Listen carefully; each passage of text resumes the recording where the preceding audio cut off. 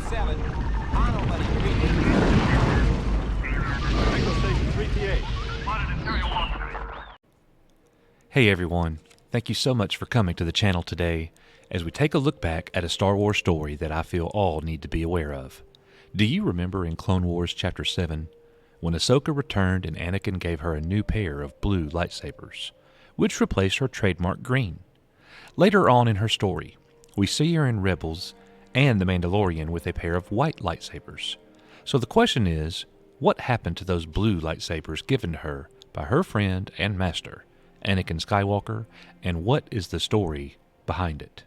Ahsoka looked down at the grave, her heart a stone in her chest. She thought about all the clone troopers she had ever served with. They had been so quick to accept her, even when she first became Anakin's Padawan.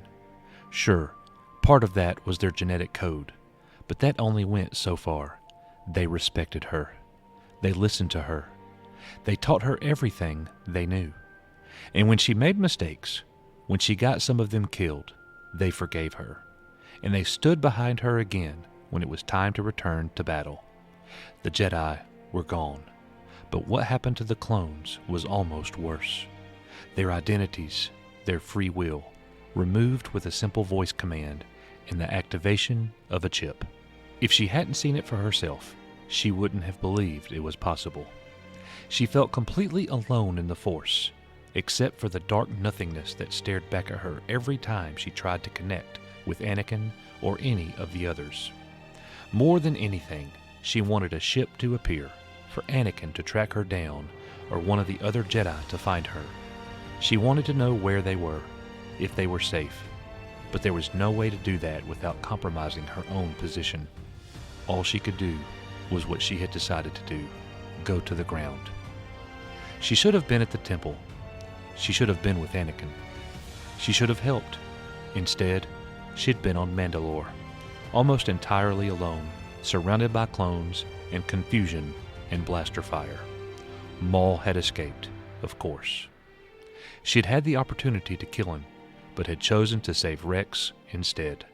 She didn't regret that, couldn't regret it, but the mischief and worse that Maul might wreak in a galaxy with no Jedi to protect it gnawed at her. Now, there was the grave. Everything about it was false, from the name listed on it to the name of the person who couldn't kill him. It looked very real though, and you couldn't tell clones apart when they were dead, especially not if they were buried in another set of armor. Ahsoka held her lightsabers, her last physical connection to the Jedi, and to her service in the Clone Wars. It was so hard to give them up, even though she knew she had to. It was the only way to sell the con of the false burial, and it would buy her a modicum of safety, because whoever found them would assume she was dead too. But Anakin had given them to her. She walked away from the Jedi Temple with nothing but the clothes on her back, and had struggled for a long time to find a new place in the galaxy. When she found a mission, when she had reached out to her former master for help, he had reached back and given her the Jedi weapons to do the job. He had accepted her return, and it felt like a failure to leave the lightsabers behind a second time. She turned them on and told herself that it was their incandescent green glow in the dark night that made her eyes water. How many Jedi were buried with their lightsabers today? How many weren't buried at all, but left behind like so much garbage, their weapons taken as trophies? The younglings, had they known what to do? Who could they ask once their teachers had been cut down? Surely there had been some mercy for. She knelt, extinguishing the energy, and planted the hilts of both her weapons in the freshly turned dirt. She stood quickly and resisted the urge to call the lightsabers back into her hands. They must be left there, memorializing the man they were recorded as having killed, a trophy for the coming Imperials to find. And they were coming. Ahsoka could feel it in her bones. She had a ship, unremarkable and well-built. Rex was already gone, his false death inscribed on the marker in front of her, and the false report of her death at his hands credited there as well. When they were digging the grave, they had agreed to separate and head for the outer rim. It was chaotic there, but it was the sort of chaos where a person could get lost. The chaos on the core worlds was motivated by Palpatine's new peace, and if Ahsoka tried to hide herself there, it would be only a matter of time until she was found. She placed a hand on the grave marker and allowed herself one more moment to think about the man who was buried there, and about the man who wasn't. She thought about her master, whom she could no longer sense, and the other Jedi, whose absence was like an open airlock in her lungs. With determination, she shut it. She stopped looking for Anakin through the connection they shared. She stopped remembering the clones, alive and dead. She turned and walked to her ship. She wondered what she would say when she got to a new planet and someone asked her who she was. She knew her name was on a list of supposed criminals. She couldn't safely use it anymore.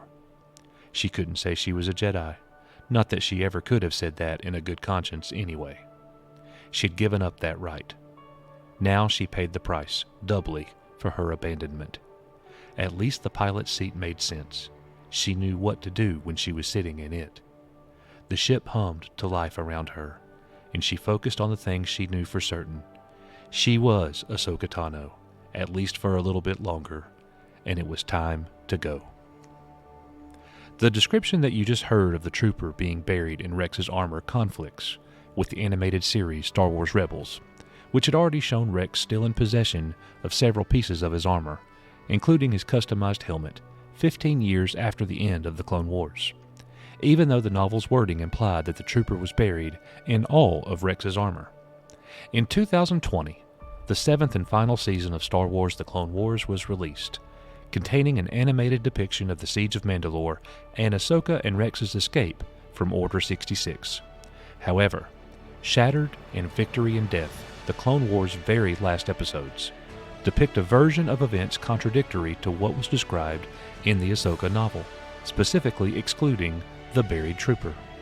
In the 2 episodes, Ahsoka and Rex depart Mandalore aboard the Venator-class Star Destroyer Tribunal, with Maul as their prisoner, en route to Coruscant.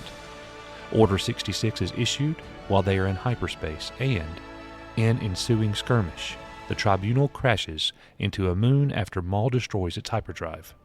Tano and Rex go to the crash site and bury the dead, but do not dig a false grave for Rex or mark the graves with inscribed headstones. We hope that you guys enjoyed our video today, and we want to say thank you so much for coming here and watching it. As always, as we say, we are, you are, Echo Base Network. May the Force be with you, and we'll see you guys on the next one.